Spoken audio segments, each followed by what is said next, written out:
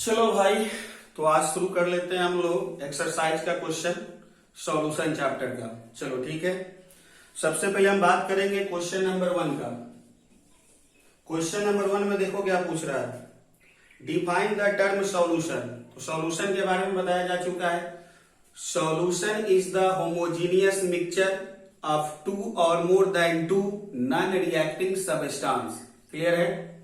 Solution क्या है? 2 या 2 से अधिक कंपोनेंट का होमोजीनियस मिक्सचर है जो आपस में रिएक्ट नहीं करते हैं। पहले ये बता चुके हैं। आगे है इसका second part, how many types of solution are form about each type with an example. तो कितने तरह के सॉल्यूशन बन सकते हैं? तो हम पहले ही बता चुके हैं कि हमारे जो सिलेबस में है वो है बाइनरी सॉल्यूशन। और बाइनरी सॉल्यूशन का मतलब क्या है? बाइनरी सॉल्यूशन का मतलब क्या है? तो बाइनरी सॉल्यूशन का मतलब है कि solute plus solvent equal to solution, जो हम आपको डिस्कस कर चुके हैं।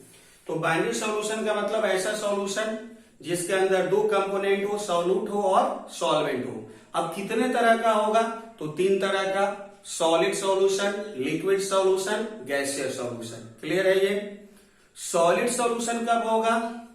तो जब मेरा सॉल्वेंट सॉलिड होगा।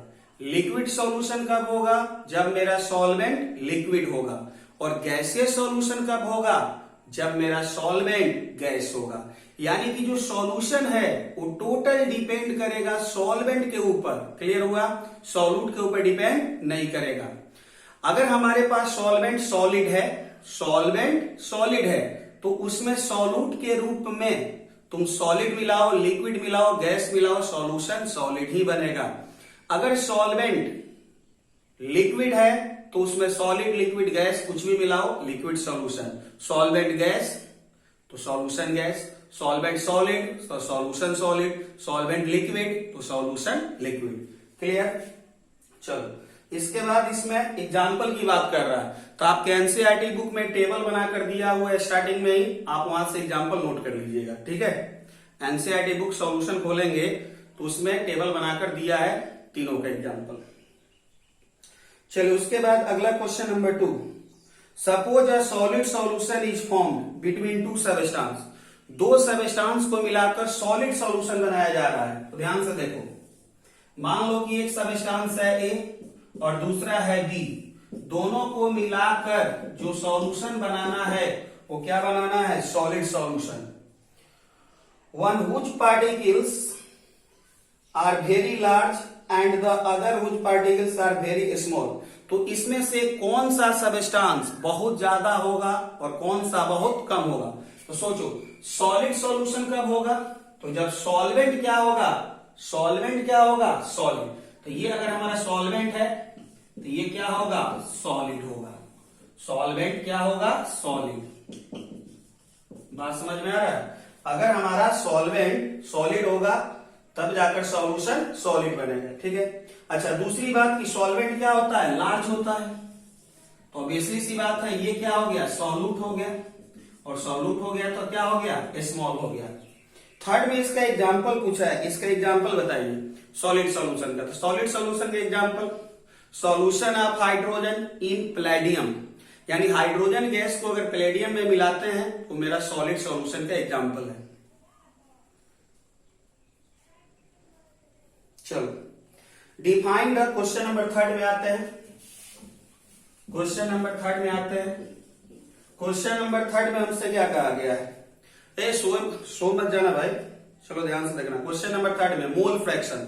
तो मोल फ्रैक्शन डिफाइन कर चुके हैं। मोल फ्रैक्शन के बारे में क्या समझाए थे कि सपोज करो कि 3 सबस्टेंस है, ए है, बी है, सी है। तीनों को मिलाकर एक क्या बना दिया गया? सॉल्यूशन।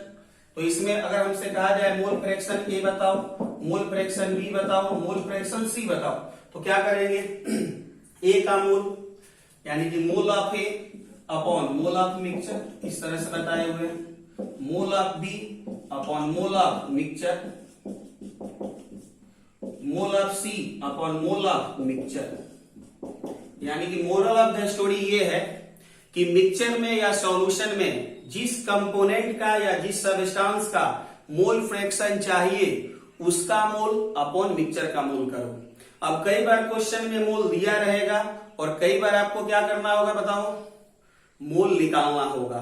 अब मोल निकालने के लिए दो बेसिक फॉर्मूला, पहला मास बाय मोलर मास, मोल के लिए जानते हो 11th में बहुत पढ़ाई हुआ है, मोल बाय मोलर मास, या अगर वॉल्यूम दिया एसटीपी या एनटीपी पे तो वॉल्यूम एट एसटीपी और एनटीपी अपॉन कितना 22.4 लीटर।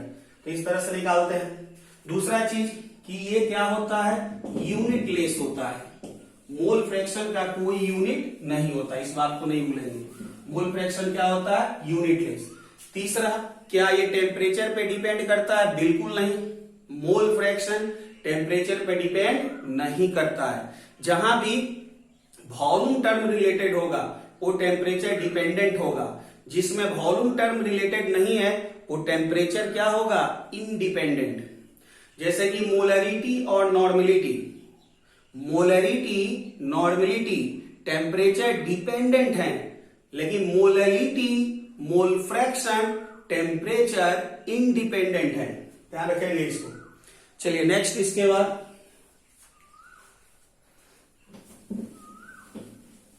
अगला इसमें टर्म क्या है,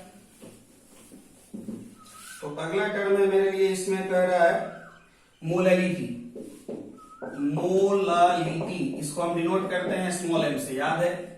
मोलरिटी के बारे में बताया जा चुका है, it is defined as number of mole of solute per KG of solvent, defined as number of mole of solute per KG of solvent. Formula क्या था, moles of solute upon mass of solvent, clear है, किसमें, KG में, बात समझ में आया। दूसरी बात, यूनिट क्या होगा, तो यूनिट देखो, मोल्स ऑफ सॉल्यूट, ऊपर मोल है, मोल का यूनिट मोल, नीचे मास ऑफ सॉल्वेंट, मास का यूनिट केजी, तो यूनिट क्या हो गया इसका, मोल पर केजी।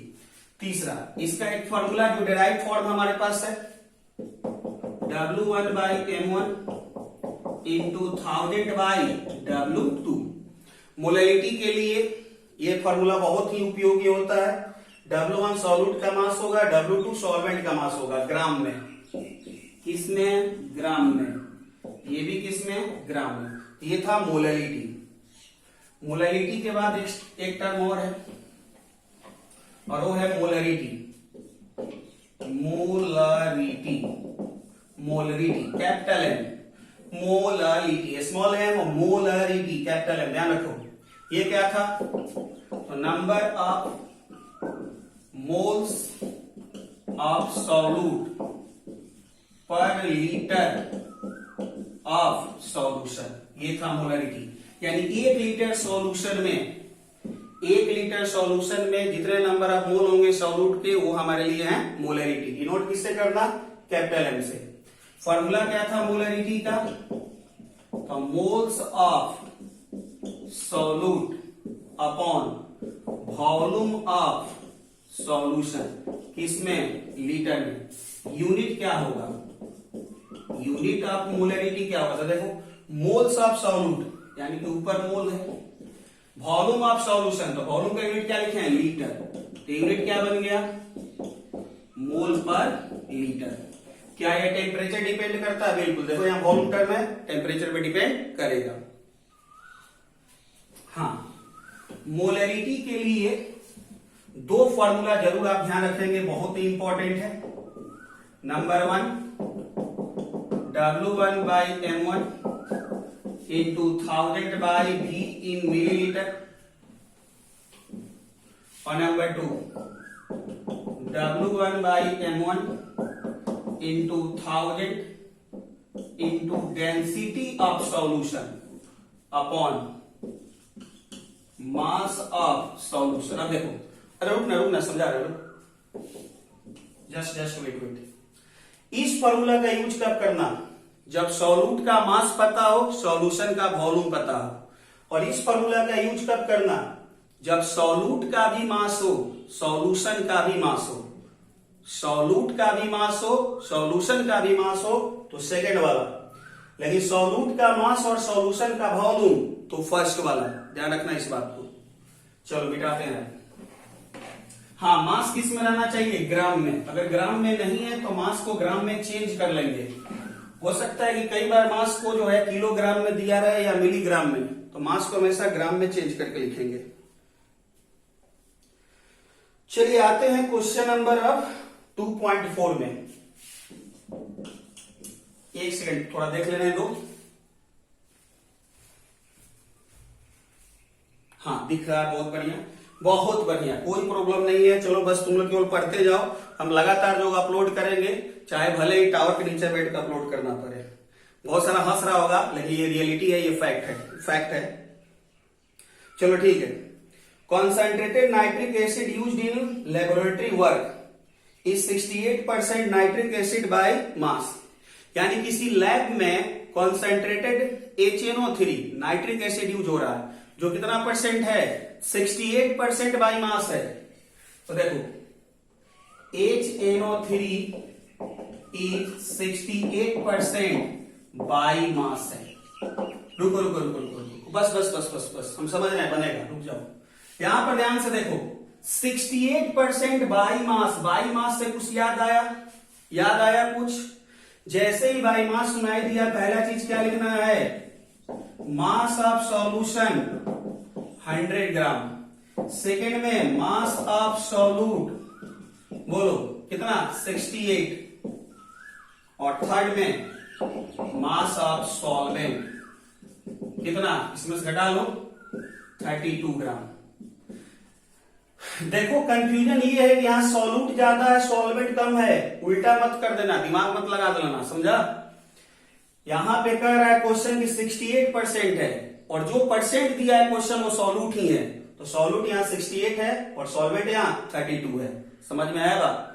चलो आगे हमसे पूछा क्या निकालने के लिए? व्हाट शुड बी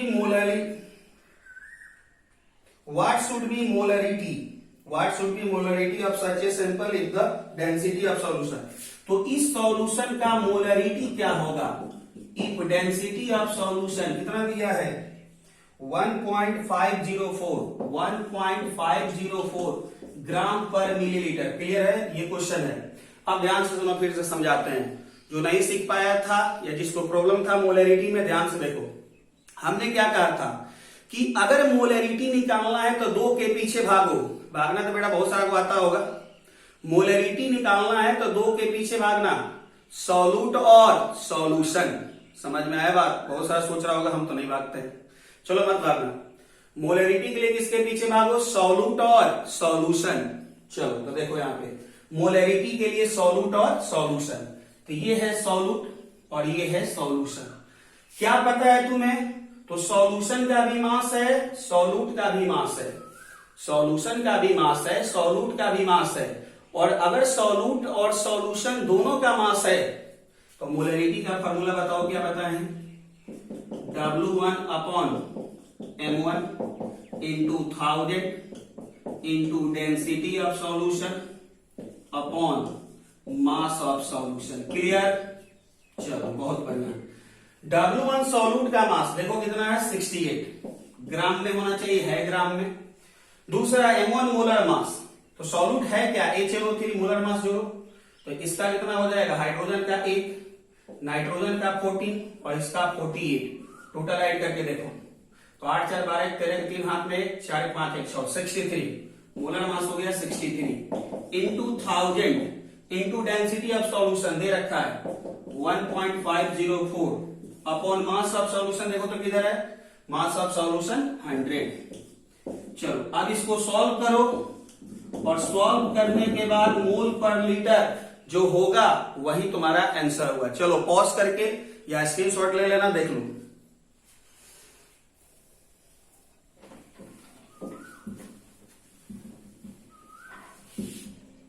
अब रेडी हो जाओ क्वेश्चन नंबर 2.5 के लिए।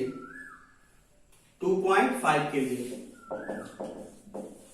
2.5 के लिए रेडी हो जाओ। रेडी हो गया? चलो और सिर्फ छापते मत जाना, समझ रहे हो ना? जिससे नहीं बना है वो सिर्फ छापना मत बाबू। पहले जो होगा क्वेश्चन मिले तो उसको पॉज करके अपने से ट्राई करो, गलत सही जो भी होगा उसको बनाना है। और दूसरी बात कि लास्ट तक तुम्हें कैलकुलेशन करना है, हम कैलकुलेशन करके नहीं देने वाले हैं क्योंकि मेरे पास ना बुक है ना कुछ भी नहीं है, ठीक है। हम जो है किसी तरह से क्वेश्चन डाउनलोड करके इस तरह से करके तुमको बता रहे हैं। चलो तो आ जाओ अब क्वेश्चन नंबर 2.5 के लिए। कह रहा है कि a solution of glucose in water, a solution of glucose in water, यानी कि ग्लूकोज को वाटर में मिलाया गया और सॉल्यूशन बनाया गया, ठीक है। इज लेवल 10% W/W, तो ग्लूकोज जो है वो क्या है 10% W/W वेट। जैसे ही W/W मिला तो पहले आगे बढ़ना क्यों बढ़ेंगे आगे, पहले तो W/W को क्लियर करेंगे कि ये क्या कह रहा है। तो ये पहला क्या कह रहा है, मास ऑफ सॉल्यूशन कह रहा है 100 ग्राम। सेकंड क्या कह रहा है बताओ, मास ऑफ सॉल्यूट बता रहा है कितना 10 ग्राम। और थर्ड में क्या बता रहा है, मास ऑफ सॉल्वेंट बता रहा है कितना बोलो 90 ग्राम। क्लियर है सबको, चलो बहुत बढ़िया। अब आगे हमसे क्या कह रहा है, तो आगे हमसे कह रहा है कि फाइंड द, क्या निकालना है, मोलैलिटी एंड मोल फ्रैक्शन। अब देखो पहले तो मोलैलिटी की बात कर लेते हैं। मोलैलिटी के लिए बेसिक, मोलैलिटी के लिए बताओ भागे किसके पीछे, याद करो जल्दी। तो मोलैलिटी के लिए हमें चाहिए सॉल्यूट सॉल्वेंट।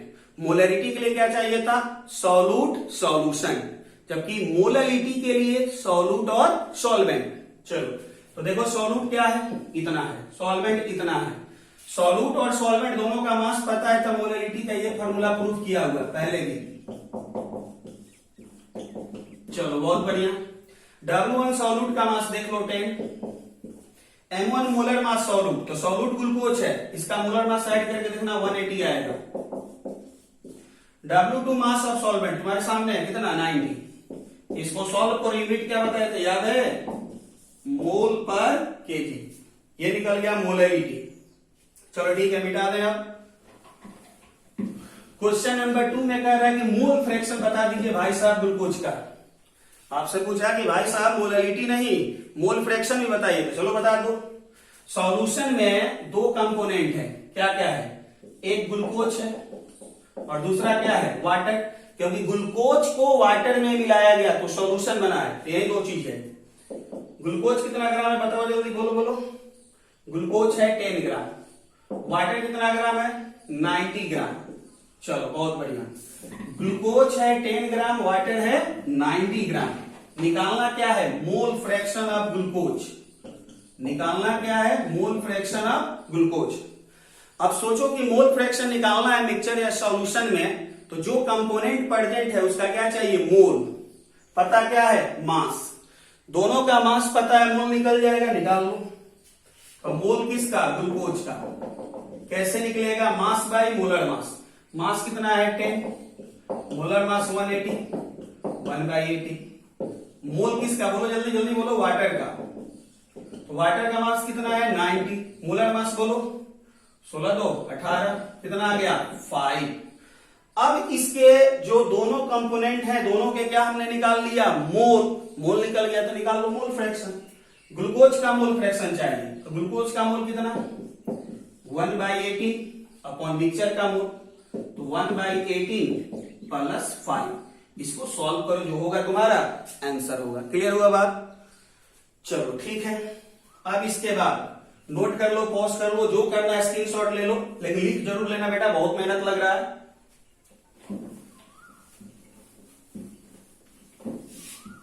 इसका एक और पार्ट है, क्वेश्चन का लास्ट में कह रहा है कि density of solution, density of solution कितना बता दिया 1.2 ग्राम पर मिलीलीटर है।